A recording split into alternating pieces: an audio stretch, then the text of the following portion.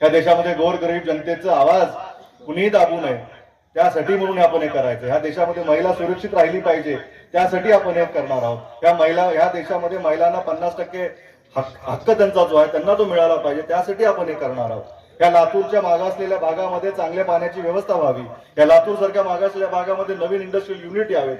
या लातूरला प्रगतीशील बनवण्यासाठी येणाऱ्या काळामध्ये जे काही इन्फ्रास्ट्रक्चर अपेक्षित आहे ते करण्यासाठी डॉक्टर शिवाजी काळगेंना आपलं मत असणार आहे. ह्या विचारातून ह्या भूमिकेतून आम्ही काँग्रेसचे कार्यकर्ते आपल्या दारापर्यंत आलेले आहोत आणि मला खात्री आहे की आपण आपला फायदा, आपल्या पुढच्या पिढीचा फायदा आणि आपली देशाचा नागरिक म्हणून जी जबाबदारी आहे की लोकशाहीमध्ये सहभागी होऊन आपण जबाबदारीला पार पडणार आहोत.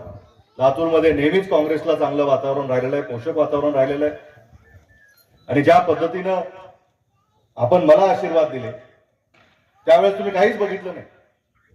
कुणाची हवा होती, कुणाचं काय होतं, वर कोण होतं, खाली कोण होतं, कोण येणार आहे, काही विचार केला नाही आपण. आताही तीच परिस्थिती आहे.